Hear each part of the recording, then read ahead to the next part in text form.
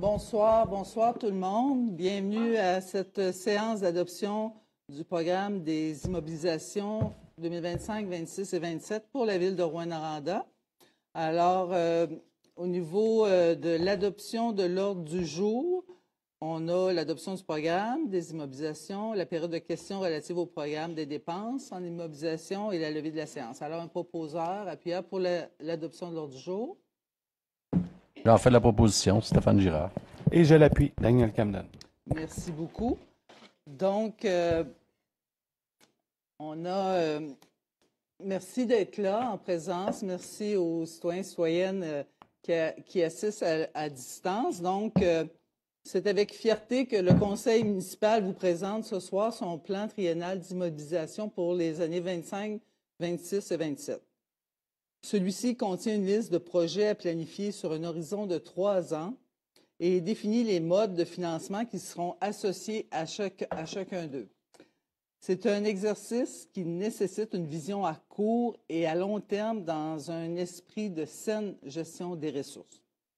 Il faut considérer le PTI, donc le plan triennal d'immobilisation, comme étant d'abord et avant tout un document d'intention et non un budget ni une autorisation de crédit. En effet, il s'agit d'une planification des investissements futurs qui permet de privilégier des projets. Alors, le PTI 25, 26, 27, qui allie agilement le développement de nouveaux projets et le maintien de nos infrastructures, a été élaboré en tenant compte de nombreux facteurs, dont les orientations issues de la planification stratégique, les objectifs des politiques municipales, ainsi que les besoins présents et futurs de notre communauté. Ce PTI démontre notre volonté de collaborer à l'essor de notre ville tout en respectant la capacité de réalisation. Malgré une diminution significative de 8 millions de dollars des sommes allouées par le programme de la taxe sur l'essence et de la contribution du Québec, TECQ, la ville dépose des projets porteurs pour ses citoyens et ses citoyennes. D'importants efforts ont été consacrés afin de maximiser les subventions disponibles. Ainsi, ce nouveau PTI, qui regroupe des projets dont la valeur s'élève à 198 419 059 $ pour les 3 années, ce PTI bénéficie d'un financement provenant de subventions et de diverses contributions à plus de 50 %. De plus, malgré la hausse des taux d'intérêt, la Ville a déployé des efforts considérables afin de limiter les impacts sur son service de la dette. L'année financière 2023 s'étant soldée avec une réduction de son endettement démontre le travail effectué.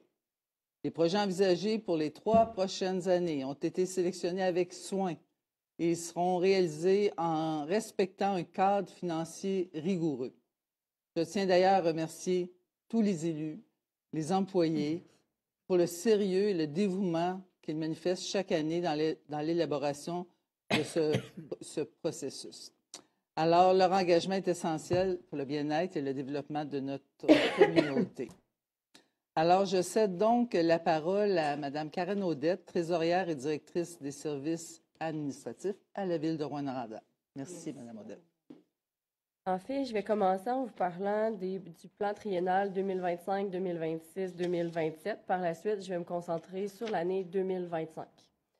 Donc, si on y va pour les 3 premières années, comme Mme Dallaire le disait précédemment, on parle d'un 3 ans avec des projets de l'ordre de 198 419 059. En 2025, ce serait 70,3 millions. En 2026, 44,9 millions. 2027, 83 millions. Si on regarde les colonnes, les diverses colonnes, on peut voir qu'en 2025, on a 2 colonnes, par exemple, et c'est la même chose pour les 3 années subséquentes. On voit toujours la part ville dans la première colonne et autres modes dans la deuxième colonne. Donc, on peut remarquer l'importance des autres modes à chaque année. Ce qui veut dire, c'est que la ville fait vraiment un effort considérable pour aller chercher les autres modes de financement plutôt que d'aller simplement chercher de l'emprunt et augmenter son service de la dette. D'où la mention de Mme Dallaire de dire qu'on contrôle la dette de façon rigoureuse. Donc, si on va à la diapositive suivantes. Au niveau des sources de financement pour l'ensemble du plan triennal des immobilisations, soit 2025, 26 et 27, on peut voir, par exemple, qu'il y a du fonds de roulement pour 1,1 %, soit 2 457 675 de nos projets qui sont subventionnés par un fonds de roulement. Nous avons également 2,9 % de nos projets, soit 5 685 432 qui sont financés via de l'excédent des fonds réservés. Également, nous obtenons des subventions à 43,3 % de nos projets, soit 85 849 950. Des ventes de terrain et contributions pour 12 millions, soit 6,1 % de nos projets. Et la différence, pour 46,6 % de nos projets, 92 421 000 serait à l'emprunt. Donc, je tiens à rajouter comme mise en garde que les projets sont des intentions pour 2025, mais pour les années subséquentes également. Au meilleur de nos connaissances, les montants ont été établis avec sérieux, mais nous allons respecter également, et ils ont été présentés en fonction de la disponibilité de nos ressources, de nos capacités de réalisation internes et externes. Également, on va tout faire pour réaliser ces projets-là. Par contre, s'il y a des imprévus ou d'autres facteurs, un manque au niveau de la disponibilité des ressources ou autres, il se pourrait que des projets soient décalés dans le temps, mais ces projets identifiés-là ont été déterminés comme prioritaires et on va tendre à essayer de les respecter.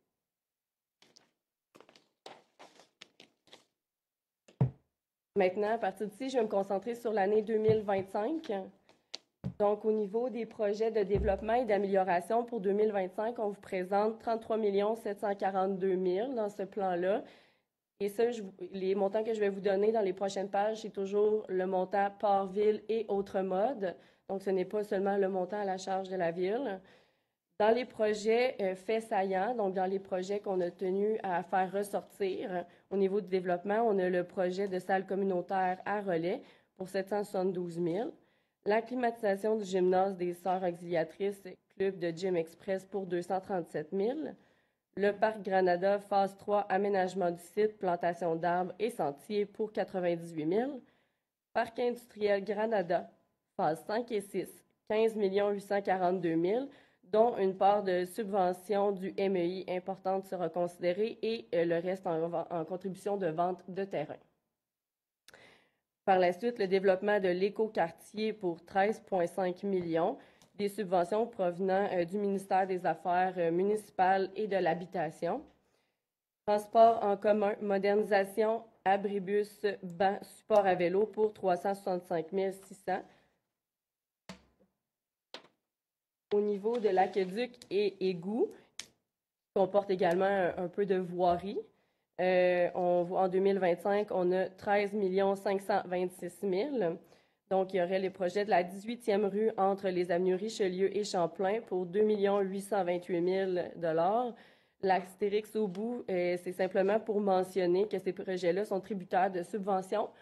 On a une très bonne idée de où sera la subvention. Par contre, le plan officiel de ce programme de subvention-là n'est pas encore sorti. Donc, c'est pour ça qu'on mentionne tributaire de subvention. L'avenue Murdoch entre la 16e et la 19e rue pour 700 000 la réfection de la place Camiran pour 2 994 000 et deux projets qui seraient subventionnés via le Primo en partie, ruelle avenue Pelletier et Dallaire pour 1 352 000 et les ruelles avenue Richard et la Rivière pour 3 962 000. Au niveau de l'eau potable et de l'eau usée, pour 2025, 7 181 000. On a notamment le secteur Cadillac, l'approvisionnement en eau souterraine phase 2, 1 166 000. L'usine de filtration centre, inspection et travaux sur la réserve d'eau pour 1 million. Remplacement de la conduite d'eau brute au niveau de Glencore avec notre entente pour 3 500 000.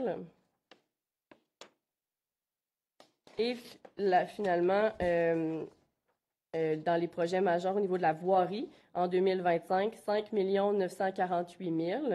On aurait des chemins ruraux, réfection annuelle des ponceaux pour 2 206 000. La majeure partie des subventions serait via le PAVL, donc on parle du programme programme d'aide à la voirie locale, la réfection du boulevard Québec entre la rue Gamble et l'avenue du Terminus pour 1 537 000, subventionné via les voies publiques, gravières et sablières. Au niveau des bâtiments, en 2025, 3 458 632, notamment un projet au niveau du centre Dave Keon pour 636 000, au niveau du vestiaire du gymnase Denis-Julien et une partie de la toiture. D'autres programmes au niveau du vestiaire, au niveau du gymnase de Denis-Julien et sont en cours actuellement. Au niveau de l'équipement mobile 2025, 3 733 000. Au niveau des majeurs, on aurait le remplacement d'un camion incendie pour 1 184 000, le remplacement d'un camion écureur pour 1 082 000 et le remplacement d'une niveleuse pour 793 000. C'est ce qui compléterait l'explication des faits saillants pour le plan triennal des immobilisations. Merci beaucoup, Madame Audette. Je céderai la parole à notre greffière, Madame Tousignan, pour le projet de résolution. En fait, il s'agit tout simplement d'adopter une résolution qui sera disponible après l'adoption, donc qui vient préciser chacun des montants qui a été mentionné par année et par nature de dépenses pour le grand total là, de 198 419,59 $ avec les différents modes de financement également. Alors, le proposeur. La proposition, Yves Trollet. Et je l'appuie, Sébastien Côté. Merci beaucoup. Et j'aimerais mentionner aux gens présents que le document, le PTI, sera prochainement diffusé sur notre site web avec les détails. Donc, ce sera fait prochainement. Donc, tout le monde pourra en prendre connaissance. Alors, en lien avec cette séance d'adoption de notre PTI, en lien avec la présentation qui vient d'être faite, est-ce qu'il y a des gens qui ont des questions relatives à ce programme de dépenses-là en immobilisation?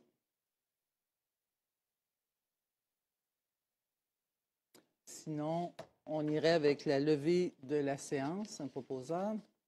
Je rappelle la proposition, Sylvie Turgeon. Et je l'appuie, Guillaume Beaulieu. Merci beaucoup. Merci, Madame Audette. Merci pour la présentation. Merci beaucoup. Alors, on revient pour la séance régulière du Conseil à 20 heures.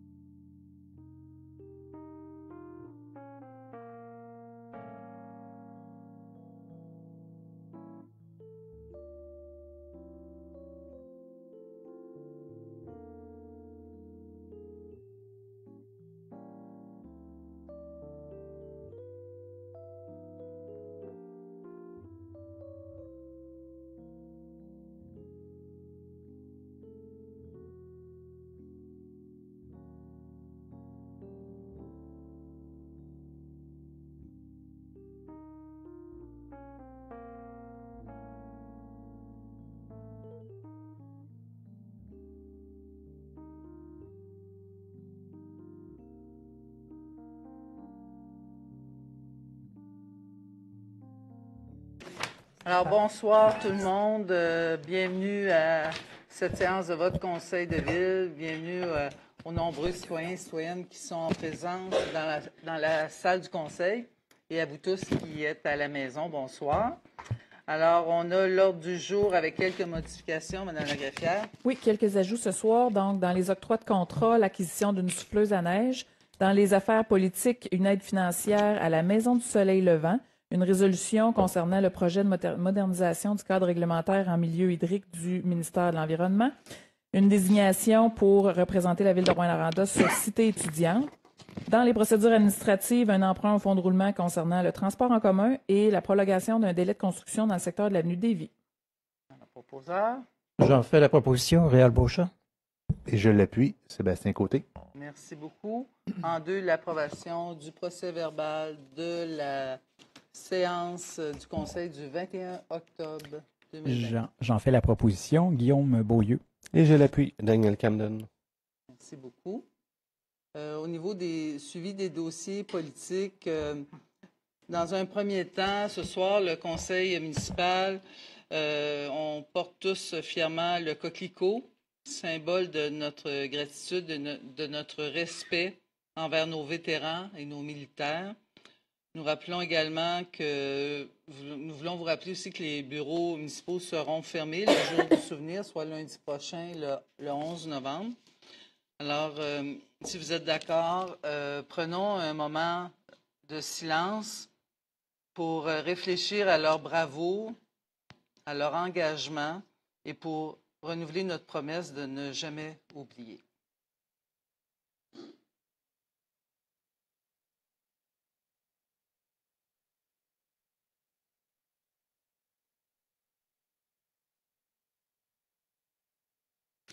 Alors, merci. Merci à tous de ce moment de respect. Si je poursuis avec quelques mots sur les dossiers politiques, donc au niveau du dossier de la fonderie, bien, simplement vous dire que le travail se poursuit en lien avec les programmes de compensation pour pallier à différentes lacunes et qu'on a appuyé certaines demandes des propriétaires dans ce dossier-là et je sais qu'il y a une rencontre prochainement là, pour revalider tout ça. Alors, le travail avance bien. Au niveau, je voulais aussi rappeler qu'en vertu du règlement municipal, il est interdit de stationner son véhicule sur la voie publique de 2 heures du matin à 7 heures du matin du 1er novembre, donc c'est effectif présentement, au 31 mars inclusivement. Donc, concernant le stationnement hivernal de nuit, pour accommoder les citoyens qui n'ont pas accès à un stationnement au cours de l'hiver, la Ville met à leur disposition 9 sites où ils peuvent stationner leur véhicule durant la nuit. Donc, des espaces de stationnement qui sont gratuits sur la 7e rue, sur la 8e rue, à l'Âge d'Or de Rouyn, sur l'avenue du Lac, adjacent à la rue Gamble-Est, l'avenue Trémois, la place de la citoyenneté, la place du commerce, la rue Monseigneur TCS et ainsi qu'au théâtre du Cuivre. Alors, donc plusieurs endroits. On a ça sur le site web de la Ville. Je vous rappelle aussi la gratuité qui sera de retour durant le temps des fêtes. Et donc, on parle, en plus des jours fériés, des 25 et 26 décembre, le 1er et 2 janvier. Les stationnements contrôlés par parcomètre et rodateurs sont gratuits, donc du 9 au 31 décembre, le samedi toute la journée et du lundi au vendredi à partir de 16 heures. Alors, c'était simplement un rappel qu'on a mis à disposition des citoyens des espaces gratuits pour stationner la nuit. Alors, on est rendu aux demandes des citoyens. Si vous êtes présent dans la salle et vous souhaitez vous adresser au conseil, bien, je vous invite à vous avancer. Puis je rappelle que la période, comme on le dit, là, la période totale est pour l'ensemble des citoyens qui veulent s'adresser à nous est de 30 minutes et 5 minutes par intervention. Merci. Bonjour, François Garnier, 204 avenue Frontenac. Bonjour, Madame la mairesse. Bonjour, conseillers, conseillères. Je fais partie, en fait, du comité là, des alliés du transport en commun gratuit et de qualité. En fait, un nouveau regroupement d'organismes et de citoyens qui demandent de pérenniser la gratuité du transport en commun. En fait, je veux juste rappeler un petit peu la situation actuelle. On se rappellera qu'il y avait une promesse électorale en 2021 de rendre la gratuité du transport en commun. Au printemps 2023, effectivement, il y a un projet pilote là, qui avait été adopté pour une période d'1 an. Puis, par la suite, il a été prolongé là, ce printemps jusqu'à la fin de l'année. Ça veut dire qu'il reste environ 2 mois, puis la fin là, de la gratuité sera devant nous. Moi, je me présente, en fait, je suis un utilisateur assidu du transport en commun. Au courant de la dernière année, j'ai utilisé le transport en commun près de 500 fois. Moi, je suis chanceux, je veux dire, j'ai une voiture à la maison. J'ai décidé de prendre le transport en commun parce que je veux réduire mon empreinte environnementale, puis aussi parce que je veux encourager le transport en commun. Cela dit, pour la grande majorité des utilisateurs du transport en commun, ils n'ont pas le luxe de faire ce choix-là. Ils n'ont pas de voiture. Le transport en commun, c'est essentiel pour eux. Fait que je vais en fait céder la parole à plusieurs représentants des organismes là, qui font partie des alliés du transport en commun de qualité et gratuit. Voilà. Merci. Merci beaucoup. Bonjour. Je me présente, Brigitte. J'ai de la misère à atteindre la hauteur. Reste pas loin, Guy. Fait que je recommence. Je vous souhaite quand même un bonsoir. Je suis Brigitte Arsenault du Centre entre femmes. Donc, pour débuter, là, moi, ce que j'aimerais dire, c'est que le Centre entre femmes, vraiment, aimerait vous féliciter pour avoir mis de l'avant ce projet pilote qui permet la gratuité du transport en commun. Parce qu'en plus d'avoir contribué à inciter les personnes à utiliser le transport collectif, qui permet de réduire aussi la pollution, puis c'est ce qui est quand même assez important dans notre communauté, hein, qu'on est déjà confronté aux effets de la fonderie. Pour les femmes qui fréquentent notre organisme, ce projet-là fait une grande différence, compte tenu de toutes les hausses de tarifs, que je dirais démesurées, que l'on subit depuis les dernières années. En plus, c'est que les épiceries, maintenant, se retrouvent aux extrémités de la ville, ce qui n'est pas rien quand même quand tu n'as pas de transport. Donc, ça rend le transport en commun davantage nécessaire pour les personnes qui n'ont pas d'auto, puis pour celles qui vivent en contexte de pauvreté. Donc, surtout, parmi les personnes qui vivent en contexte de pauvreté, on retrouve majoritairement les femmes.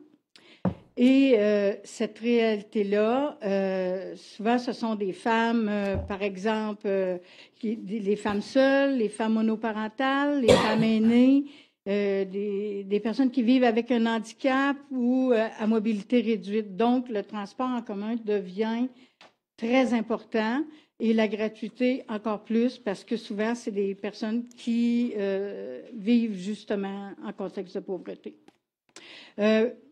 Je dirais que plusieurs femmes qui fréquentent le Centre entre femmes utilisent ce service public parce que sa gratuité leur est accessible.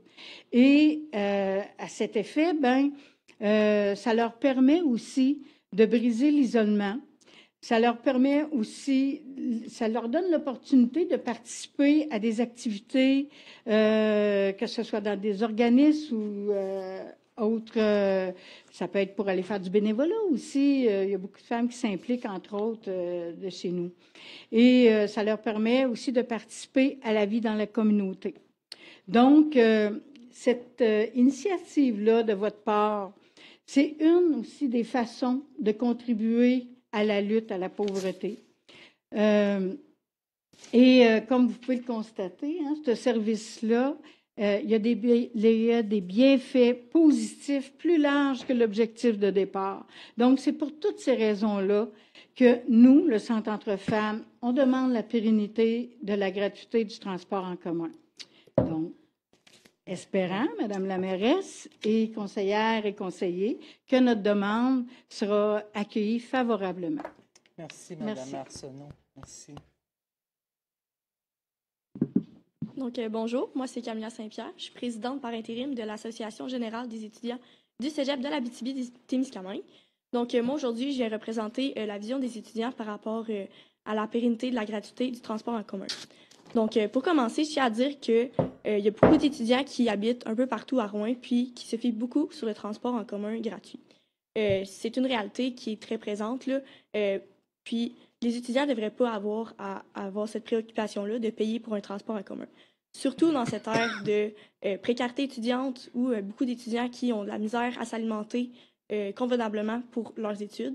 Si en plus de ça, il faudrait leur augmenter leur coût de la vie avec le transport en commun qui n'est pas gratuit, ce serait un peu plus difficile pour eux. De plus, si je parle beaucoup pour les étudiants internationaux, il y a beaucoup d'étudiants qui viennent à Rouyn-Noranda parce qu'ils se font vendre le transport en commun gratuit.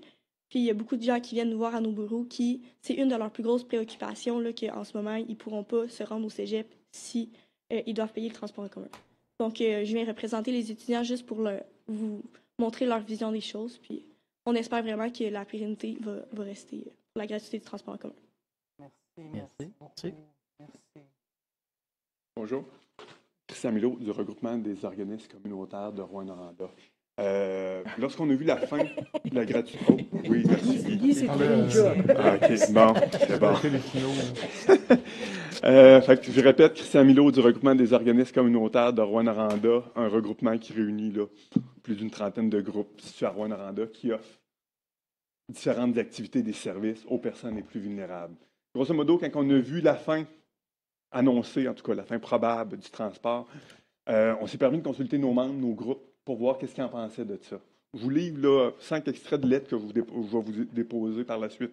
Premièrement, la ressourcerie Bernard Hamel nous dit que notre banque alimentaire souligne l'importance de la gratuité du transport en commun est cruciale pour leurs bénéficiaires afin de faciliter leur accès aux services essentiels et de soutenir leur insertion sociale. La QDR de Rouyn-Noranda, l'Association québécoise de défense des droits des retraités de Rouyn-Noranda, mentionne que le service gratuit de transport en commun permet aux aînés, dont certains vivant avec des revenus modestes, de se déplacer aisément et de demeurer actifs et autonomes. La Maison du Soleil Levant affirme que la gratuité contribue à réduire les inégalités en offrant à tous et toutes de se déplacer librement sans discrimination. D'autres groupes partagent également cette opinion, mentionnons entre autres le regroupement d'entraide des personnes à cité sociale, les marginales, la Société de l'autisme, le Point d'appui, la Table d'action contre la pauvreté d'Abitibi-Témiscamingue, le RAFAT et bien d'autres. En conclusion, nous souhaitons souligner que l'accès au transport collectif adapté est crucial. Nous espérons que vous allez poursuivre dans vos démarches de maintenir de façon pérenne cette initiative.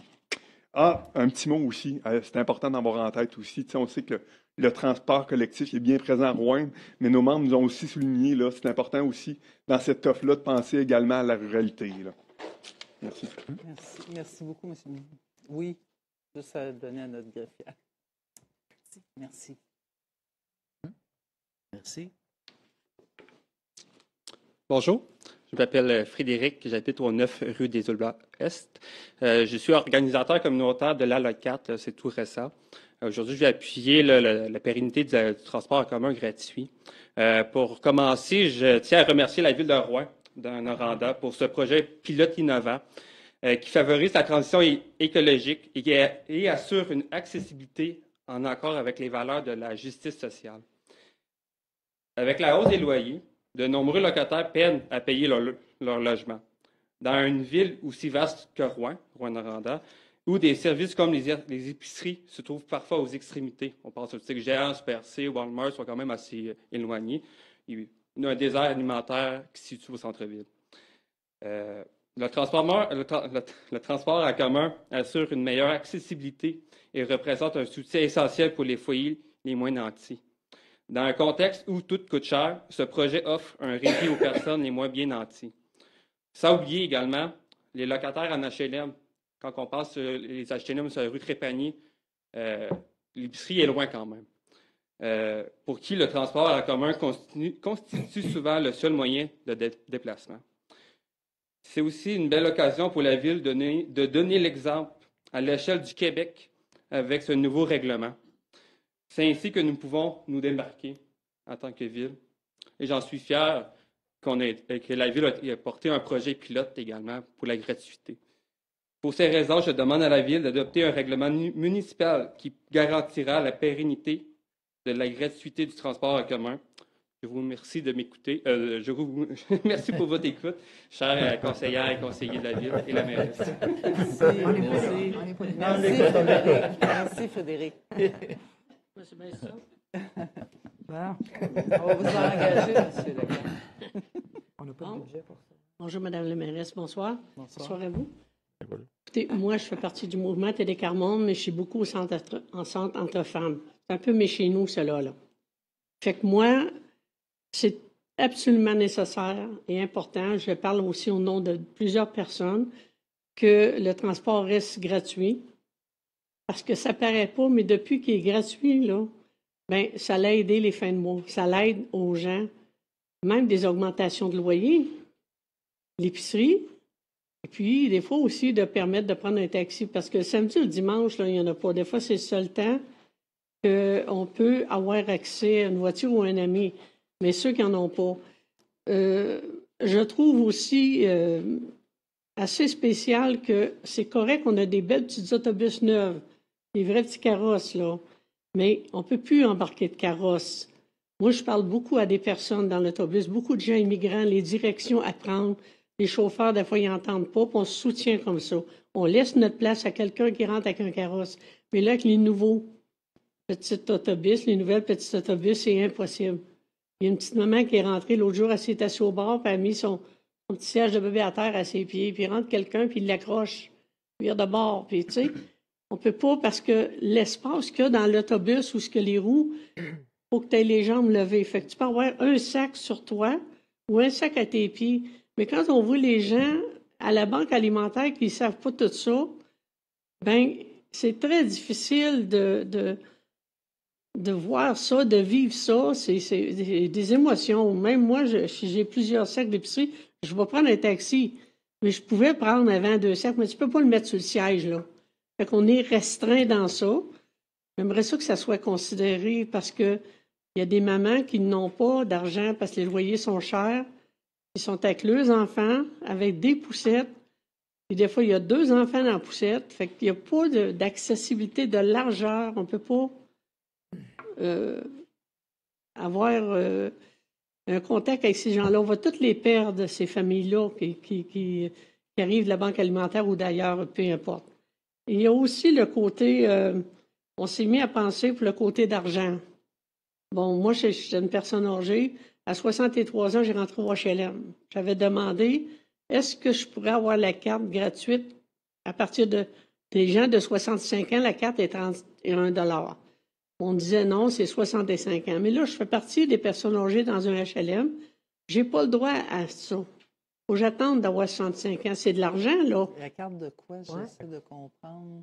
La carte de... Pardon? La carte de... Moi, je suis rentrée dans un HLM. La carte pourquoi? Pardon? Pour l'autobus, c'est les cartes d'autobus qu'on payait. Si l'autobus reste gratuit, c'est plus un problème. Non, c'est ça, OK. Mais si, parce que les gens nous disent encore aujourd'hui, on va-tu payer, Yvette? On ne le sait pas.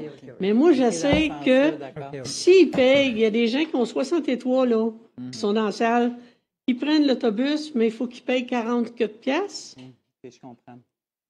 Puis ils rentrent dans un HLM de personnes âgées, mais ils ne sont pas, selon la ville, c'est pas de votre faute, là, c'est les règlements, qui sont obligés de continuer à payer 41 piastres. On se fait dire, vous êtes dans l'HLM, vous payez moins cher, 25 % de votre revenu. Bien, prenez des taxis. Puis les HLM sont bâtis loin. Tu sais, c'est sans zone urbaine, c'est quoi? On ne le sait pas. Mais en tout cas, j'aimerais beaucoup que ça soit considéré parce qu'on va perdre des contacts avec les gens, des liens, c'est très important. Merci. Merci beaucoup. Merci à vous. J'écris pas une lettre, mais je vous le dis. C'est tout enregistré, c'est là? Ah oui. Merci. Vous êtes en direct. Merci, madame. Vous êtes en direct. Ça va passer à la TV. Oui, bonsoir. Bonjour. Bonsoir. Je viens au nom du réseau de l'intégration à l'emploi de l'Abitibi-Témiscamingue. On aide les personnes à accéder au marché du travail, puis le transport est un enjeu à l'emploi. Donc, la gratuité permettait à certaines personnes de pouvoir aller en formation et pouvoir avoir accès à un travail plus tard. Le retour des frais peut avoir un enjeu là, sur ces personnes-là qui sont en situation de handicap. Donc, je viens appuyer là, le restant de mes collègues pour ça ici ce soir. Merci. Votre nom? Valérie, Valérie Mignot. Merci, Mme Mignot. Ça, notre nom, Oui, notre oui. adresse? Oui. OK. Ariane Mignot. Je viens au nom mon adresse. Hein? Ça m'aidait, j'étais un peu gênée là, de me recroqueviller un petit peu. Donc, 36 avenue Matapédia. Au nom du regroupement de femmes de l'Abitibi-Témiscamingue, je viens en appui des groupes ici présents et d'autres groupes alliés qui ont été mentionnés pour vous demander d'adopter un règlement pour pérenniser la gratuité du transport en commun. Sa gratuité pour plusieurs femmes conditionnelle à son accès. Ça peut être l'élément qui permet à des femmes d'accéder aux services des groupes de femmes comme maisons d'hébergement, centres d'aide et de prévention aux agressions à caractère sexuel ou le centre de femmes et autres ressources communautaires ou publiques, en fait, ou au travail, tout ça. Puis en fait, on voulait dire qu'on nous rapporte des groupes là, que la gratuité du service a permis à plusieurs femmes de faciliter leur participation, leurs accès, fait qu'ils ont remarqué que ça a aidé les femmes. Et puis, en tant que regroupement régional, j'ajoute qu'on considère que ce potentiel règlement-là pourrait inspirer d'autres municipalités de la région à emboîter le pas. Puis là, j'improvise un peu, mais en écoutant mes alliés, il y a un besoin de base qui est la mobilité et vous avez la chance d'avoir un pouvoir là-dessus. Donc, je vous demande de considérer ça. Merci. Merci, Mme Mignot. Merci. Oui, bonsoir. Bonsoir, Andréane Meurice, 120 Place du Cinquantenaire. Moi aussi, je vous... bonjour, Madame la mairesse, Mesdames les conseillères, messieurs les conseillers. Moi, je parle plus en mon nom. Dans le fond, je suis une maman de famille qui a choisi, pour des raisons tant écologiques qu'économiques, d'utiliser le transport en commun. J'ai 2 petits-enfants. Et puis, pour moi, c'est vraiment super utile, la gratuité. Ça m'évite beaucoup de tracas les matins où on est mal pris. Et ça allège ma charge mentale énormément aussi. Donc, merci beaucoup. Merci du témoignage. Donc, comme vous venez de l'entendre, membre du conseil, Mme Dallaire, en fait, c'est ça, on le voit bien que la gratuité, en fait, du transport en commun, ça a bénéficié, en fait, l'ensemble de la communauté rouyn-norandienne. Que ce soit par l'inclusion sociale, la réduction des gaz à effet de serre, encourager une mobilité plus durable, contribuer à l'attractivité des personnes étudiantes et aussi des nouveaux arrivants. On l'a vu au niveau économique, il y a une grosse pénurie de main-d'œuvre aussi. C'est un facteur d'attractivité pour la ville de Rouyn-Noranda d'avoir un service de transport en commun.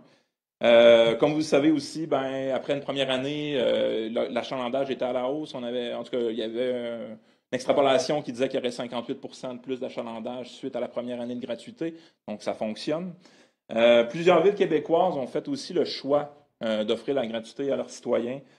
Parmi celles-ci, il y a entre autres Mont-Tremblant, Belleuil, McMasterville, Bois-Châtel, Candiac, La Prairie, Saint-Philippe, Carignan, Chambly, Richelieu, puis Sainte-Julie. Donc, les alliés du transport en commun gratuit et de qualité, on vous invite à rendre permanent, en fait, le transport, la gratuité du transport en commun. On sait qu'il y a un règlement qui s'en vient là, à la fin de la séance, donc on vous demanderait d'inclure dans ce règlement la gratuité du transport en commun ou d'adopter un autre d'ici la fin de l'année pour rendre le transport gratuit. Merci. Merci beaucoup. Trop d'or. Tant qu'à voisiner avec le micro, je suis aussi bien de m'en servir. Guy Leclerc, micro. Guy, micro Leclerc. Il y a juste des avantages. D'abord, félicitations pour avoir pris cette initiative-là de projet pilote. C'est évident que je suis pour la pérennité du projet. Des éléments collatéraux non négligeables n'ont pas été mentionnés. Le fait que l'utilisation du transport en commun, mettons, plutôt qu'avoir un deuxième véhicule, ça réduit le parc automobile, ça réduit le trafic au centre-ville, ça donne plus de place au stationnement des gens qui ne peuvent pas se déplacer autrement qu'en automobile. Donc, il n'y a rien que des avantages. Sur le plan environnemental, de toute façon, c'est quand même un petit peu démontré un peu partout dans le monde. C'est une nécessité que le transport en commun fonctionne. Merci beaucoup, M. Leclerc. Bien, Ou est-ce que c'est pour le même sujet? Non. Bon, bien, si vous permettez, je vais répondre à ces gens-là dans un premier temps. Ce ne sera pas long. Merci pour ces témoignages. Moi, je suis heureuse, le Conseil est heureux certainement de voir l'appréciation du transport en commun gratuit. C'est vrai, on l'a dit à plusieurs reprises, c'est une décision sociale, économique, environnementale, comme disait Guy aussi. Maintenant, il y a, ce soir, le règlement qu'on adopte, c'est le règlement qui modifie le service. D'ailleurs, je laisserai peut-être Mme Turgeon, présidente du comité, à vous donner peut-être plus de détails, mais sachez que c'est un gros chantier, c'est un gros travail que les gens qui ont travaillé là-dessus. Là, c'est très, très gros. Non seulement, c'était pas juste de mettre le transport gratuit, c'était aussi de voir comment on peut améliorer le service. Et c'est pour cette raison-là que mercredi, à 11h, il y aura une conférence de presse pour donner tous les détails. Ça va être en direct aussi sur Facebook, pour donner tous les détails de ce qui s'en vient au niveau des nouveaux trajets qui vont être plus rapides, qui vont permettre, justement, c'est pour ça qu'on a des petits autobus, ça va permettre vraiment d'accélérer d'un point A à un point B et tout ça. Donc, le règlement ce soir est en lien avec ces nouveaux éléments au niveau des circuits, parce que c'est par règlement. Au niveau de la gratuité, ce que je dois vous dire, c'est qu'il y a encore beaucoup d'inconnus, on va le dire comme ça. Le programme actuel du ministère des Transports va arriver à échéance, en tout cas, c'est bientôt, on a pour 1 an, puis après ça, il arrive à échéance, le programme, et en lien avec les subventions qu'on a via le nombre de passagers et tout ça. Il y a aussi le volet qu'on travaille à aller chercher. On trouve ça injuste qu'on ne puisse pas non plus aller avoir des sommes au niveau de la taxe sur l'immatriculation pour subventionner notre transport gratuit et tout ça. Fait que ça, il y a encore des inconnus. Malgré les inconnus, ce que je peux vous dire ce soir, puis ça aurait été dit mercredi, là, mais excuse Mme Turgeon. Mais ce qui a été décidé au Conseil, c'est de poursuivre la gratuité au moins jusqu'à la fin 2025 pour se donner la chance d'aller justement chercher toutes les informations au niveau des autres subventions. Puis en plus, on va pouvoir voir les résultats de nos nouveaux circuits. Il y a beaucoup de choses. Puis je vous invite vraiment, quand vous avez des commentaires comme j'ai eu tantôt, à nous les dire. Ça va permettre aussi d'améliorer les choses. C'est un gros chantier. Je vous laisse... mais peut-être trop dit. Non, ça va. En fait, excusez, je ne sais pas si on m'entend bien. Oui, même si j'ai un masque. Bien, en fait, vous avez dit l'essentiel. Et puis, effectivement, le comité de transport recommandé au Conseil de poursuivre la gratuité, effectivement, pour tout ce que vous avez dit. Oui, c'est important.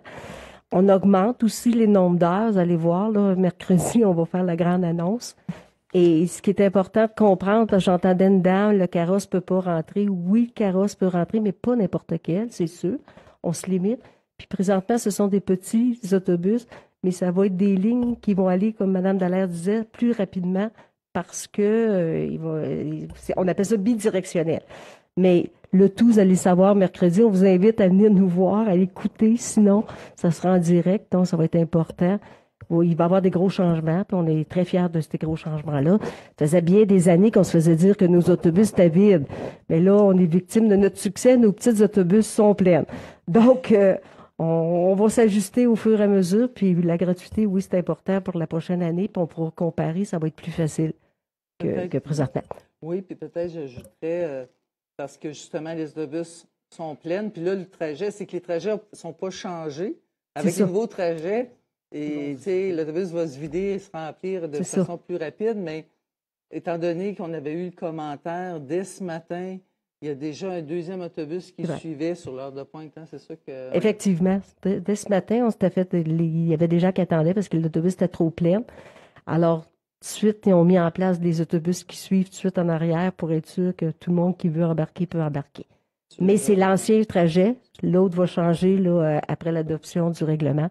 Donc, ça va être plus facile. Voilà. C'est là où on est. Donc, je vous rappelle, la gratuité, l'orientation jusqu'à la fin 2025, la conférence de presse mercredi à 11h, je vous invite à y participer à distance si vous le souhaitez ou en présence ici. Et je vous invite, monsieur, vous aviez des commentaires pour un autre sujet?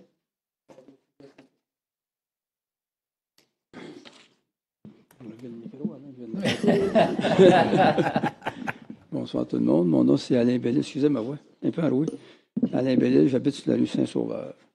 J'ai pris connaissance cette semaine du rôle d'évaluation qui est organisé le 24 octobre. Alors, je sais que vous êtes en train d'étudier le prochain budget. Pas très bien, monsieur. Vous êtes en train d'analyser le prochain budget. Puis, moi, j'aimerais que vous considériez dans votre étude qu'il y a des personnes qui ont atteint un certain âge qui n'ont pas nécessairement les mêmes revenus qu'ils avaient quand ils étaient au travail.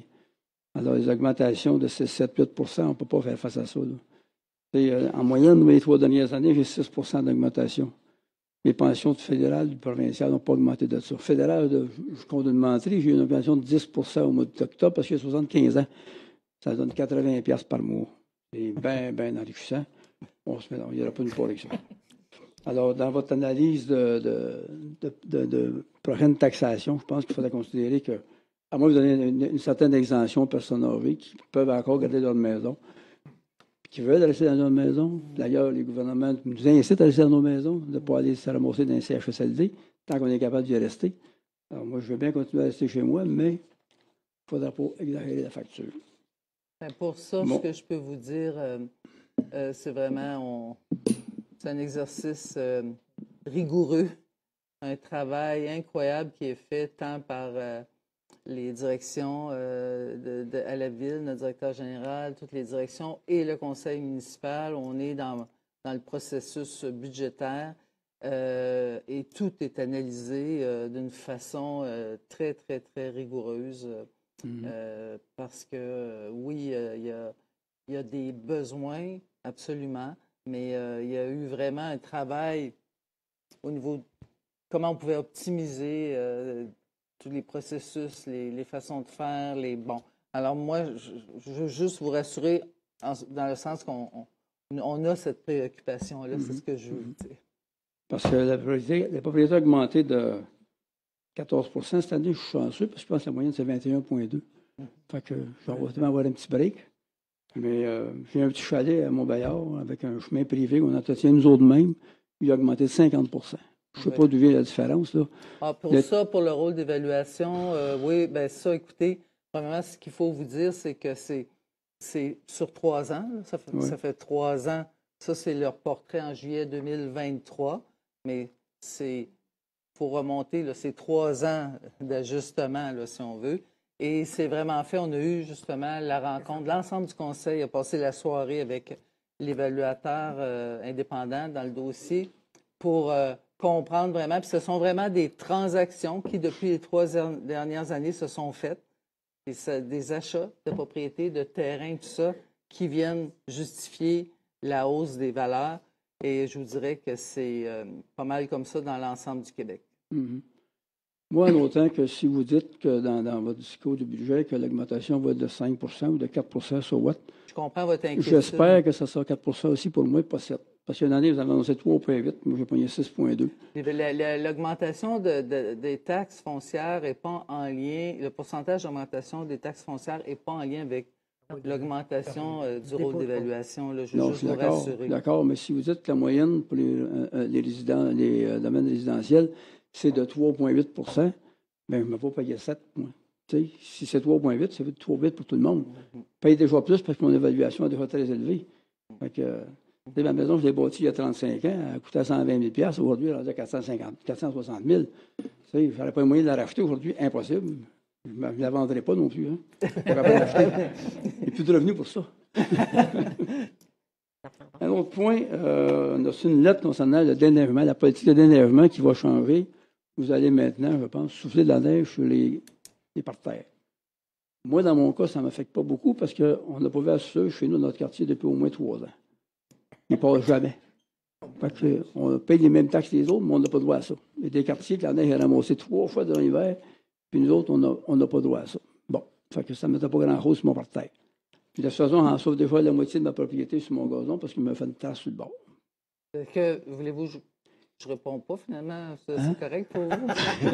Ça me dérange moins. Par contre, ce qui me dérange plus, c'est qu'on fait ça pour économiser. Une économie d'essence, de dépenses, tout ça. Moi, chez nous, la rue a 35 pieds de large. Il passe une niveleuse avec des ailes de côté, puis un chargeur en arrière avec une aile inclinable. La niveleuse ne met pas l'aile à terre. Il fait juste le centre, puis l'odeur, il tasse le restant au bord. Moi, je pense que 2 machines pour vivre un quartier résidentiel, il y en a une de trop. Ça ne marche pas en bas de 150, 200 piastres à l'heure, ces machines-là. Puis il pourrait peut-être se séparer, même parce que nous autres, la charrue, elle passe d'habitude dans la fin de l'avant-midi, dans le même tempête, puis des fois dans l'après-midi. Oui, envoyer 2 machines à la même place, ils pourraient se séparer puis faire chacun de quoi. Parce que ça coûte des sous, là, des déplacements comme ça. J'ai appelé au service des travaux publics l'année passée, j'ai parlé au contremaître, il m'a dit, ça, monsieur, on travaille en équipe, il y a des places à prendre 2 machines, 2 places à prendre. Ça ne se sépare pas? Il dit non, ça ne se sépare pas. On t'attache une derrière l'autre, puis ils suivent. Il y a une dépense inutile là-dedans. Là, je suis sûr de ça. Peut-être juste vous dire que c'est pas juste une décision économique, c'est une décision environnementale aussi. Ben aussi. Ouais, c'est ça de ça faire. Non, mais je parle du soufflage là, sur. Le souffler, la neige, moi, je ne me dérange pas qu'il y a ça sur le portail. En même temps qu'il n'arrive pas avec l'artillerie lourde, là, un grader, un loader, puis un camion qui suit en arrière, ça ne finira plus. Là.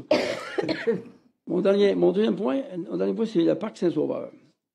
Moi, j'habite à côté du parc Saint-Sauveur. Ça fait 35 ans que j'habite là. C'est probablement l'année. T'appelles du parc Saint-Sauveur, madame? Oui. Vous avez joué là, c'est la première année que je l'ai joué aussi mal entretenu.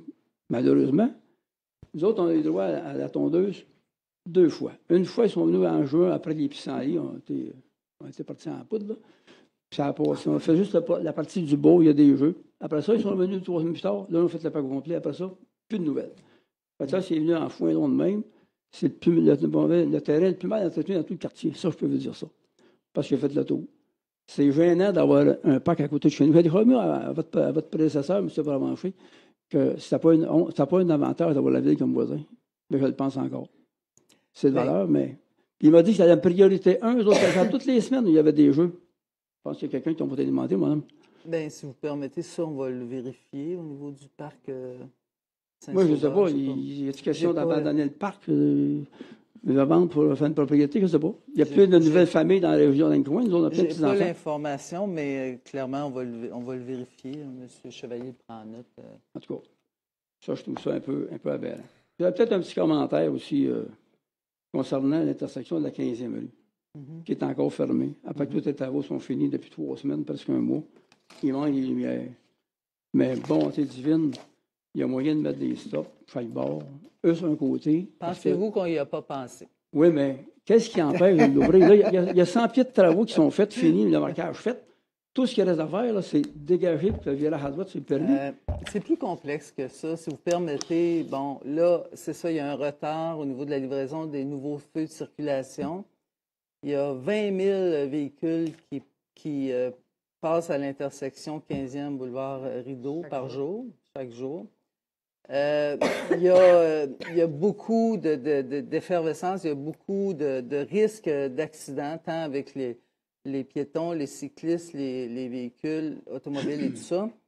Et là, présentement, toutes ces possibilités-là ont été analysées. Est-ce qu'on met des 4 stops? Est-ce qu'on met des lumières temporaires? Est-ce qu'on met... Tout ça a été analysé et c'est vraiment, et je le répète, c'est un enjeu de sécurité. Et puis, le détour, on a demandé par contre d'améliorer l'affichage. C'est des choses qui vont être ajoutées. Mais c'est un détour d'à peu près 2-3 minutes maximum. L'accès est encore là, mais on a vraiment... toutes les possibilités ont été analysées et puis c'est vraiment un enjeu de sécurité. Là, on peut pas le faire. Mais si l'intersection reste fermée pour les virages à gauche, comme l'entrée de la ville qui vire à gauche, laissez-la fermer, cette partie-là. Juste la partie qui s'en va vers l'ouest, mettait un arrêt chaque côté, un arrêt au coin de la 15e. Là, il y a juste les véhicules de la 15e qui vont sortir. Ça a tout été analysé, parce qu'après ça, il arrive sur la 15e, mais là, oups, je ne peux pas tourner, c'est fermé quand je reviens de gauche, donc je ne peux pas tourner à droite. Ça a été viré sur toutes les barres, tous les sens, et c'est dommage, on comprend que c'est un irritant, puis on remercie les gens de leur patience, je comprends, mais c'est vraiment, vraiment un enjeu de sécurité. Puis on espère que ce sera réglé sous peu, effectivement, là, parce que puis après ça, c'est d'ailleurs pour ça qu'on a fait ces travaux-là, pour sécuriser justement cette artère-là qui devient de plus en plus sollicitée avec la plage Kiwanis, avec tout ce qu'il y a là, les jeux d'eau. C'est vraiment une artère dangereuse pour les familles, les piétons, les cyclistes. Je ne parle pas de l'ouvrir toute la grandeur. Oui, je sais, mais... Un côté seulement. C'est ça. Vous savez, il y a quelques années, je pense que l'année passée, il y a un feu de circulation qui a tombé au coin de la 19e, à l'entrée du Solidaire. Je pense que c'était 3 semaines avec des stops. Il y avait du trafic. Ça me paraît. Mais moi, tant que si les professionnels nous disent qu'il y a un enjeu de sécurité, vous comprendrez que on ne prendra pas de risque sur la... Vous avez sur l'avenue Québec 6 intersections où vous pouvez virer à droite, sortir, puis faire des virages à gauche même. Puis il n'y a aucun feu de circulation, puis il n'y a aucun feu de piéton. Je ne pense pas qu'il y ait des feux d'accident. Il y a M. Drolette qui veut ajouter. J'ai posé les mêmes questions que vous, mais oui, plusieurs d'avoir posé exactement les mêmes questions. Le virage à droite, puis ce que ça nous répond, c'est quand le monde tourne à droite, il regarde à gauche. Puis il y a des gens, quand tu tournes à droite, le premier réflexe qu'on fait, c'est de regarder à gauche, puis à cause des poteaux de voitures et autres, les gens à pied, le risque est trop élevé de panneaux. On a été regardé, le premier exemple, parce qu'on dit, t'es sur le boulevard, tu peux tourner à droite. Non, c'est là que sont les plus grands risques d'accident à cause du volume de véhicules et des piétons. Moi, c'est tellement, je trouvais, qu'on vire à droite, premier réflexe, puis je l'ai fait, là. Moi-même, je veux tourner à droite, qu'est-ce que je fais? Ou je regarde à gauche, je vois qu'il y a quelqu'un qui s'en vient. C'est un réflexe qu'on a. Voilà. C'est juste ça que je voulais dire. Fermé à gauche. Ouais, mais on ne l'ouvrira pas tant que nos professionnels ne viendront pas nous rassurer là-dessus. Malheureusement, je sais, je remercie les gens de leur compréhension. Puis on espère que tout va se régler assez rapidement, là. Mais on change. Je vous le dis, si vous saviez toutes les heures mises à tenter de trouver une solution, mais pour la sécurité des gens, le conseil... Il n'y aurait pas eu lieu qu'il avait commandé des feux de circulation qui étaient disponibles. Parce que les feux de circulation au Québec, c'est connu que c'est tout en retard parce qu'il y a quelques entreprises qui en font. Puis c'est le 40e sur la liste, tu vas avoir le 40e. Tout a été... Ça, j'ai travaillé dans la construction pas mal, puis j'ai vécu ces situations-là. Tes commandes, mais attends la livraison. Merci. Merci de votre intervention. Oui, juste quelques minutes. Suite à cette intervention-là, moi, j'ai travaillé au ministère des Transports 20 ans, puis j'ai travaillé dans la sécurité.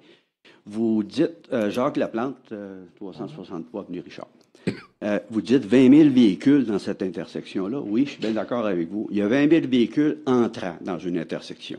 Mais là, il y a une entrée qui est fermée. Cette entrée-là qui est fermée réduit la circulation du tiers. Ça veut dire qu'on se ramasse avec peut-être 13 500 véhicules par jour. Ça, c'est une affaire. L'autre affaire, c'est que moi, je m'en viens sur la rue Larivière à un moment donné, puis bien souvent, ou même sur des rues, il y a un piéton qui veut traverser, il n'y a pas de traverse, les autos arrêtent pour le laisser traverser. Les gens sont prudents. L'autre affaire, c'est que dans l'analyse, j'aimerais savoir, est-ce que, parce que là, on envoie des centaines d'autos dans un quartier résidentiel. Ça a un risque, ça aussi. Ça a un risque important, puis ça incommode, et puis ça produit des gaz à effet de serre. Alors, moi je pense qu'il y a des aménagements possibles, si on pouvait permettre l'entrée à droite, si on pouvait permettre de sortir à gauche, on viendrait de couper la moitié du trafic qui passe dans le quartier. Ça serait déjà beaucoup. Et l'autre chose, c'est que la voie des tours qui a été aménagée, les gens, les conducteurs, c'est comme des piétons. Hein? On veut prendre le chemin le plus court. Fait que les gens ne vont pas virer jusqu'à la rue Richelieu. À peu près 75% des gens prennent 19e, je pense, c'est la rue, Gatineau. C'est Gatineau. Oui, Gatineau, mais avant de prendre Gatineau, je pense que c'est la 19e, là, celle du... la SAC. SAC, oui. Société des Écois. La majorité des gens prennent ça, puis ça aurait dû être le chemin naturel aussi à prendre si on avait aménagé un stop sur la rue Gatineau pour permettre aux gens un 3 stops là, pour rentrer. Ça aurait été plus court un peu. C'est ça que les gens font. Là, on a des line-up épouvantables là, quand on arrive à la chose. Fait que c'est toutes des choses, je me demande s'ils ont... En tout cas, je pense que tout le monde, la population, pense que ça n'a pas été évalué parce que ça a des impacts extrêmement importants, surtout aujourd'hui. Quand on parle des impacts à effet de serre, c'est des petits trajets. Oui, mais c'est des centaines de voitures. Ça finit par faire des gros gants. Fait que c'était pour compléter cette information. Bien, merci, M. Laplante. Est-ce que d'autres citoyens souhaitent s'adresser à nous?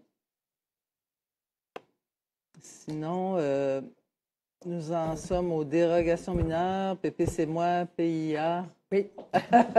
Oui, je suis prête. Allez-y. C'est bon. Sauvez-vous. Je vais attendre un petit peu. Je vais attendre quand même. Je vais attendre un petit peu. D'accord. C'est bon? Alors, on va parler en avant, mais la seule opinion que j'ai, c'est que les gens qui ont plus d'argent, je peux pas. Ben, ouais. C'est qu'on devrait augmenter juste un petit peu les taxes municipales. Juste une petite affaire pour payer le transport en commun des pauvres. D'accord. Merci, madame. Bonne soirée. Bonne soirée. Alors, je te Donc, laisse j'y vais. aller. Oui. La première demande. S'il vous plaît. Oui. Au 152 Avenue Georges, présentée par Mme Marianne Branchot-Tessier et M. Félix Bussière, un avis favorable du CCU relativement à la reconstruction du garage annexé. J'en fais la proposition. Je l'appuie. La deuxième demande, au 3589 rang des Cyprès, présenté pour M. Alain-Francis Rose, un avis favorable du CCU relativement à la subdivision des actuels lots 4 381 404 et du lot 4 382 387 au cadastre du Québec, totalisant une superficie de 3 364,2 mètres carrés. Et j'en fais la proposition. Et je l'appuie. Merci beaucoup. Nous avons une demande de PPC-, donc ça serait l'adoption de la résolution concernant le 324, 326, 328 et 330 de la rue Pinder-Ouest afin d'ajouter un logement supplémentaire à l'intérieur de 2 unités d'immeubles jumelés. Et j'en fais la proposition. Et je l'appuie. Le suivant, c'est un plan d'implantation d'intégration architecturale, un PIIA. Donc, la demande a été faite par le bâtiment d'accueil de Glencore Canada Corporation, situé au 101 de l'avenue Portelance. Et j'en fais une recommandation du CCU et j'en fais la proposition. Et je l'appuie. Merci beaucoup. Et voilà. Excusez, j'ai été distraite. Je me rends compte que dans les demandes des citoyens, on avait reçu une demande écrite, mais c'est en lien avec les explications que j'ai données pour la 15e et le boulevard Rideau. Donc, c'est une question de M. Jean-François Nadeau, qui est arrivé après 16 heures, mais quand même, donc, qui est en lien, la question disant, pouvez-vous garantir l'ouverture de l'entrée du centre d'achat sur la 15e avant la fin décembre? Je pense qu'on a répondu, là, l'enjeu de sécurité. Et on est bien confiant là, que les matériaux, les lumières vont arriver prochainement. Et si la rue n'est pas ouverte en janvier 2025, quels sont les plans pour permettre la clientèle, pour permettre à la clientèle de leur pharmacie? Et si la rue n'est pas ouverte en janvier 2025, quels sont vos plans pour permettre à ma clientèle de se rendre, de se rendre à leur pharmacie? Alors, pour l'instant, on l'a dit, le trajet, on a demandé un affichage supplémentaire. Il y a un détour à faire qui n'est pas tellement long. Et on suit ça de près. Je veux juste le répéter. J'ai entendu les inquiétudes de certaines personnes. On suit ça de près avec les équipes. Alors, désolé. Monsieur Chevalier, je vous laisse. Oui, Mme Dallaire, donc au niveau de la liste du personnel engagé, on parle de 3 personnes, là, des occasionnels et des réservistes au service du greffe, de la culture et sport et loisirs. Nomination de M. Stéphane Mantard, chef aux opérations. Signature d'un contrat de travail de Mme Lise Paquette. Alors, pour la gestion... J'en fais la proposition, Samuel Ramsey. Et je l'appuie, Sylvie Turgeon. Merci beaucoup. Les octrois de contrat, donc études visant la modernisation du système de radiocommunication de la Ville, contrat octroyé de gré à gré à 6 mois plus, SENC, au montant de 32 020,54 $, taxes incluses. Acquisition d'une souffleuse à neige détachable à J.A. Larue Incorporée, au montant de 295 255,80 $, taxes incluses étant la seule reçue et conforme. Un proposeur. J'en fais la proposition, Daniel Camden. Merci. Je vais l'appuyer, Samuel Ramsey. On poursuit les ventes de terrain. Donc, vente du lot 4 593 151 au cadastre du Québec, 12 5e Avenue Ouest, quartier de Cadillac, à M. Daniel Prévost, une maison mobile. Vente de 3 terrains à des fins d'agrandissement sur la rue Lauzon. Vente du lot 6 651 363 au cadastre du Québec, au 264 rue Lauzon, à Mme Josée Saint-Cyr. Vente du lot 6 651 369 au cadastre du Québec, 308 310 rue Lauzon, à Mme Louise Dessureau et M. Mario Pépin. Finalement, vente du lot 6 651 370 au cadastre du Québec, 316 320 rue Lauzon, à Mme Huguette Mascotte. Alors, pour ces ventes de terrain, oui. Il y avait un 6.3.3.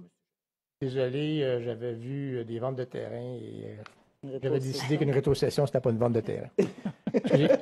Donc, vous la aviez rétrocession. Merci, Mme Dallaire, je me sens confirmé dans mes confirmes.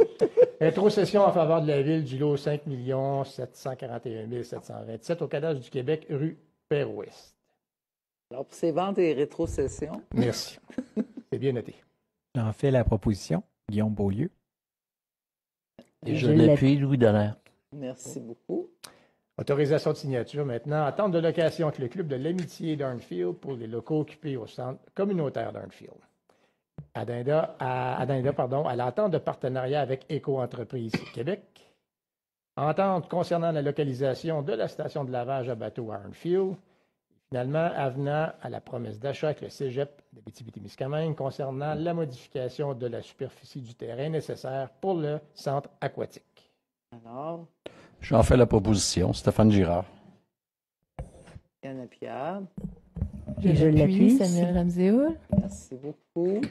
Merci, M. Chevalier. Pour les sujets des membres du Conseil, M. Côté. Oui, les membres du Conseil tiennent à féliciter un athlète natif de Rouyn-Noranda qui a un nom prédestiné à être champion dans le monde de la boxe, M. Gabriel Ali Ndi Aye, qui a été sacré champion des Olympiques scolaires d'un tournoi international qui s'est déroulé à Bahreïn, en Arabie Saoudite. Donc, félicitations, M. Ali, et bonne continuité. Et on peut voir aussi qu'il y a des espoirs qui visent les Olympiques, les championnats canadiens, donc bonne continuité dans ce domaine-là. Oui, félicitations. Monsieur Beauchamp. Oui, j'aimerais saluer d'autres types d'athlètes. Je pense à Louis Dallaire, à Jacques Matt et à Guy Parent pour souligner la belle réalisation du 43e édition du Festival du cinéma international à Rouyn-Noranda. Je salue évidemment tous les bénévoles qui ont travaillé sur cet événement-là, qui a été une réussite extraordinaire. Les partenaires, vous avez plusieurs partenaires financiers, la structure organisationnelle que vous avez mis en place pour l'accueil des nombreux touristes qui sont venus nous voir. Fait que vous êtes un beau phare sur notre ville, monsieur mon collègue Louis. Et puis, merci pour votre travail et bravo au festival. Oui, bravo. Merci.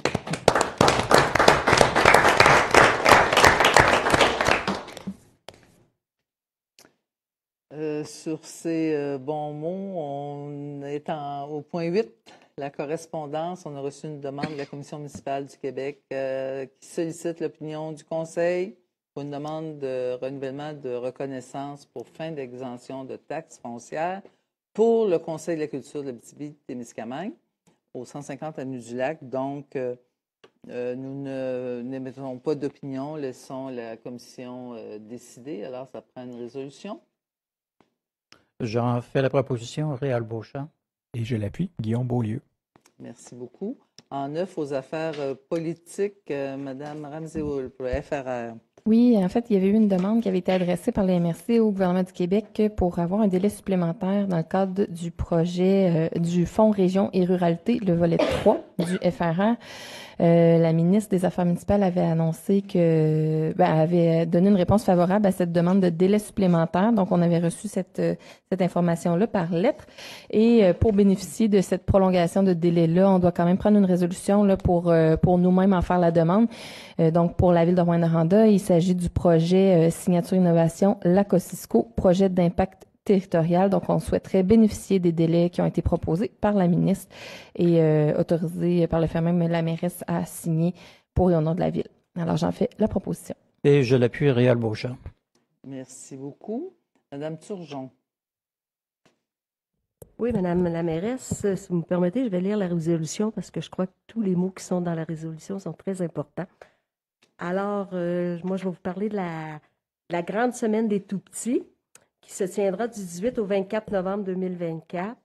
Attendu que tous les enfants devraient avoir les mêmes opportunités de s'épanouir pleinement, sans égard au milieu où ils naissent et grandissent. Attendu que cette semaine se tient sous le thème « Ensemble pour l'égalité des chances dans tous les milieux » pour que chaque tout-petit s'épanouisse pleinement. Attendu que la grande semaine des tout-petits a pour principaux objectifs d'informer sur l'état du bien-être des tout-petits, de sensibiliser les acteurs et actrices de tous les secteurs de la société aux bienfaits et aux retombées de mesures et d'actions collectives en petite enfance et en périnatalité, de mobiliser les acteurs et actrices de tous les secteurs de la société sur l'importance d'agir tôt, de briser les silos pour mieux joindre les familles isolées, du début de la grossesse jusqu'à l'âge de 5 ans, de mettre en place des conditions assurant le succès de la mise en œuvre du programme ou des politiques publiques favorables au développement des tout-petits et de leurs familles. Attendu que les instances municipales sont les plus proches des familles et ont donc un impact tangible sur la qualité et leur bien-être en prenant des décisions qui ont des retombées directes sur leurs enfants de tout âge.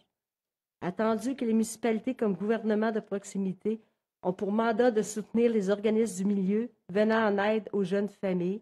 Attendu que les villes ont le pouvoir d'agir en élaborant des programmes et des politiques destinés à cette clientèle pour offrir des services adaptés.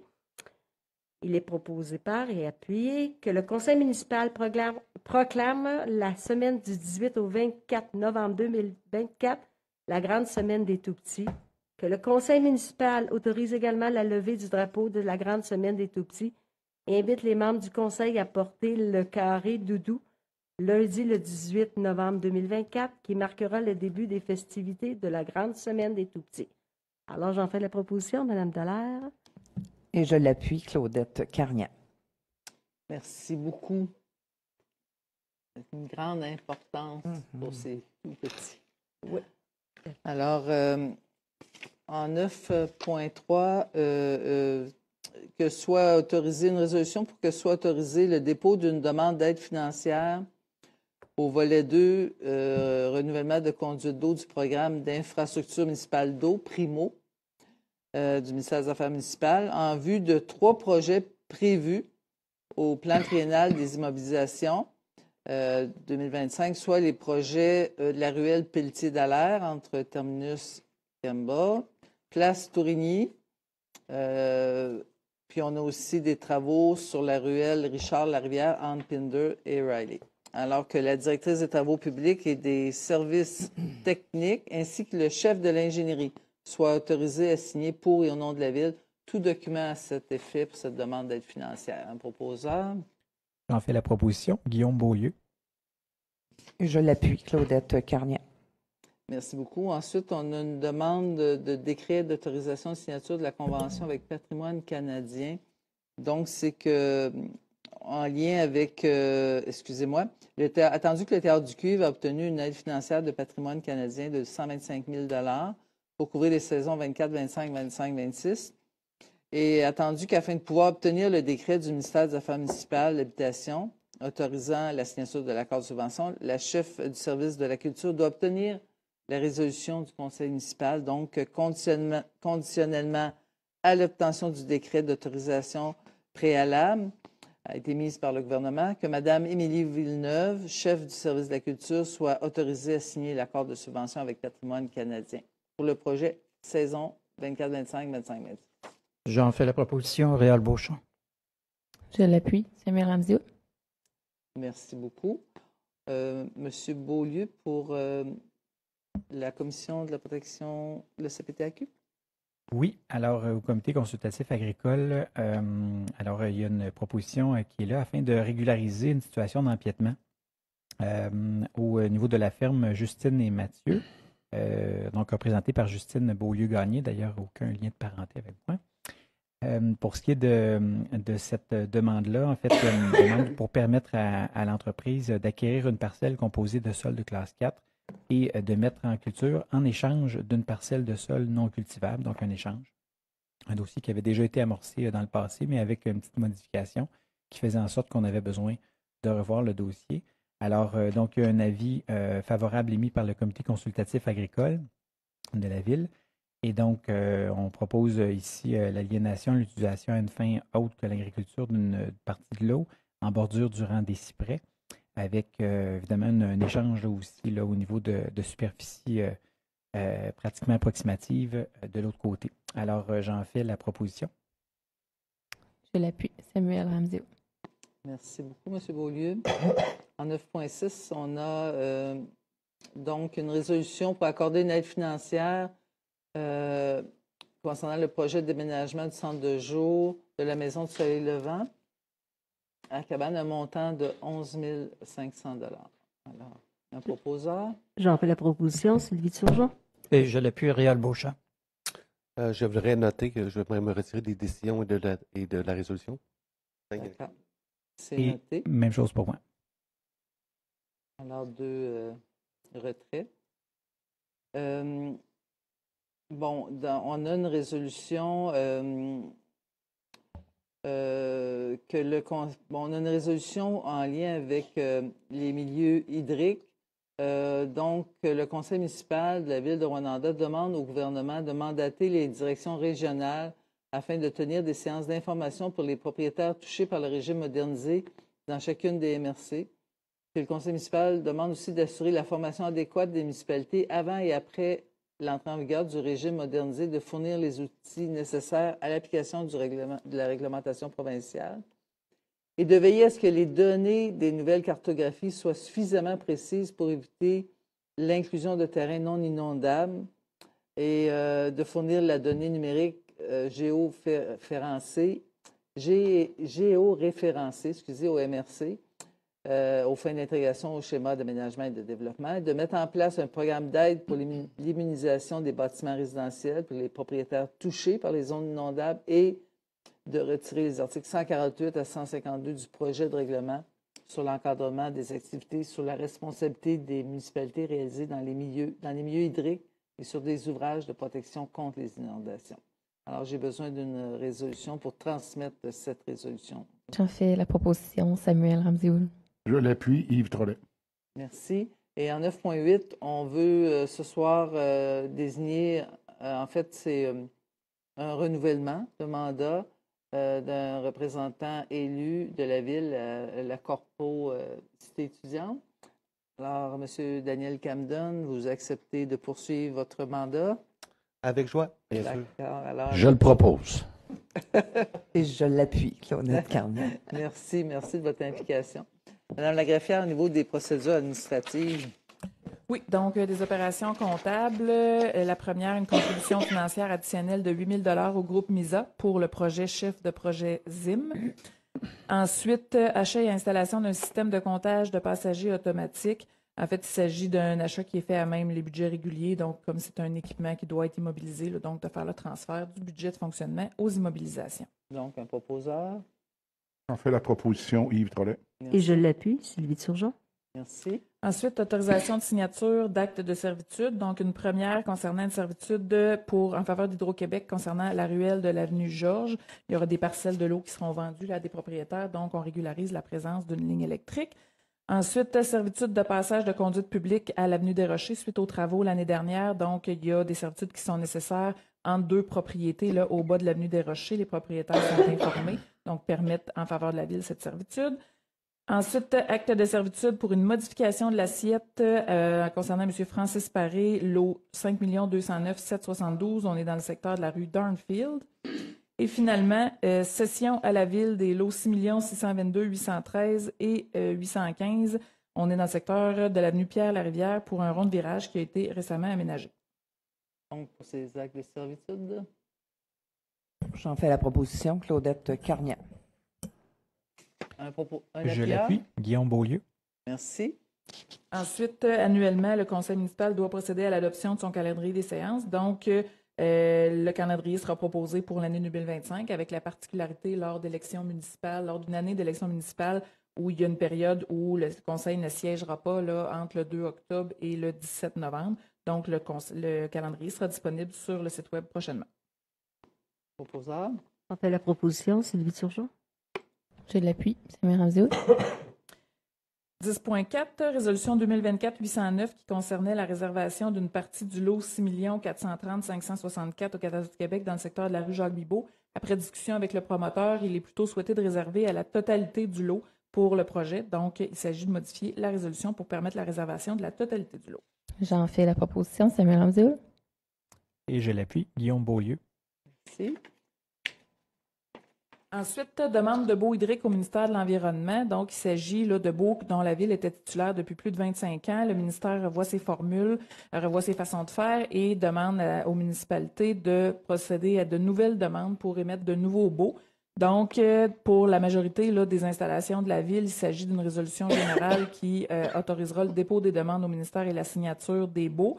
Et concernant la rampe de mise à l'eau du secteur de Relais, considérant l'échange qu'il y avait eu au moment de la cession à la Ville de l'infrastructure, il est demandé aussi de s'assurer que ça demeure là, une entité non lucrative qui gère cet emplacement. Donc, pour les baux hydriques. J'en fais la proposition, Stéphane Girard. Merci. Je l'appuie. Guillaume Beaulieu. Merci. Ensuite, une résolution qui est nécessaire là, pour obtenir différentes subventions, l'engagement dans l'élaboration et la mise en œuvre d'un plan de gestion des actifs pour l'eau. Proposable. J'en fais la proposition. Claudette Carnian. Et je l'appuie. Sylvie Turgeon. Le point suivant ne nécessite pas de résolution. Par contre, dans la loi sur les cités et villes, il est prévu qu'au moins 4 semaines avant l'adoption du budget, le conseil municipal doit recevoir l'état des revenus et dépenses pour permettre de voir où on en est rendu avec le budget à ce moment-ci. Donc, c'est un dépôt. C'est un dépôt seulement. Ensuite, un emprunt fonds de roulement concernant le transport en commun, en lien avec les prochaines annonces qui aura lieu mercredi. Donc, c'est une somme de 30 160 $ qui sont nécessaires pour l'achat de poteaux, panneaux autocollants pour de nouveaux arrêts. J'en fais la proposition, Sylvie Turgeon. Et je l'appuie. Claudette Carnian. Merci beaucoup. Et finalement, une prolongation de délai pour une construction dans le secteur de l'avenue Davy. Donc, le promoteur avait jusqu'au 30 novembre 2024 pour procéder à la construction d'un immeuble commercial ou industriel. Et ce délai-là est prolongé au 30 novembre 2025. J'en fais la proposition, Sylvie Turgeon. Je l'appuie, Stéphane Girard. Je tiens à préciser que je me retire de cette décision. Parfait. Merci beaucoup, Mme la greffière. Donc, Monsieur Girard. Merci, Mme la mairesse. Une répartition d'enveloppe de dons-subventions du quartier pour 2024 pour le secteur de Montbrun. On accorde une somme de 2 875 $ pour la fête de Noël à l'œuvre des terrains de jeu de Montbrun. Et j'en fais la proposition. Et je l'appuie, Daniel Campbell. D'accord, merci. En 12, l'approbation des comptes selon la liste fournie qui totalise un montant de 5 13 473 $ 18. J'en fais la proposition. Guillaume Beaulieu. Et je l'appuie, Yves Drolet. D'accord. Donc, nous avons, comme j'en parlais en début de rencontre, le règlement pour le service de transport en commun, Mme Lagreffière. Oui, donc la loi sur les transports là, du gouvernement provincial prévoit qu'une municipalité peut effectivement mettre en place un service de transport en commun. Dans le cas de Rouyn-Noranda, on avait déjà un service en place. Comme on procède à une modification importante là, qui sera annoncée, l'objectif de ce soir est en avis de motion et en projet de règlement, donc de déposer le règlement qui prévoit tant les trajets que les horaires. Et pour la question des tarifs tout à l'heure qui avait été mentionnée, là, est-ce que c'était par règlement? Non, la loi prévoit que ce serait par résolution. Si la Ville voulait en arriver à imposer un tarif, ça ne s'inclut pas dans un règlement. Mais comme vous l'avez mentionné, pour 2025, là, il n'y aura pas de tarif qui sera prévu. Donc, le règlement prévoit vraiment les trajets et les horaires. Je donne l'avis de motion. Sylvie Turgeon. Puis là, on y va avec pour le projet de règlement. Alors, je propose le règlement sur les nouveaux circuits d'autobus. Et je l'appuie, Claudette Carnian. Et je rappelle la conférence de presse ce mercredi à 11h. Important. Donc, merci beaucoup, Mme Touzian. Il y a, période de questions aux journalistes. Il n'y a pas de journalistes présents dans la salle. Donc, nous en sommes... Avant la levée de la séance, je veux remercier...